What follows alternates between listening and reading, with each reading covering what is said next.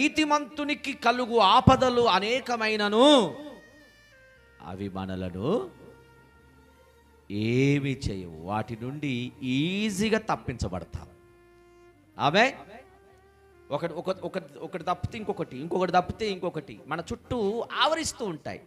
మన మాట కాడ పడిపోయే పరిస్థితి వస్తుంది, ఒక తలంపు కాడ పడిపోయే పరిస్థితి వస్తుంది, ఒక ఆకర్షించవలసినటువంటి పరిస్థితికి వచ్చినప్పుడు పడిపోవాల్సిన పరిస్థితి వస్తూ ఉంటుంది. ఇలాంటిగా చిన్నవి అవన్నీ భయంకరమైన పెద్దవి చిన్నవి అన్నీ ఒక్కసారిగా మనల్ని అలుముకుంటాయి. కానీ నీతిమంతుడు వాటికి జారిపోడు, పడిపోడు. ఆమేన్.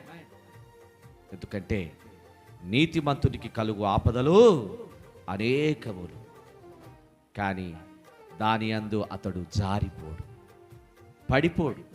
ఎందుకంటే అతడు నీతిగా జీవిస్తున్నాడు కనుక అతని నిమిత్తమై దేవుడు కలగజేసుకొని ఆ పరిస్థితి నుంచి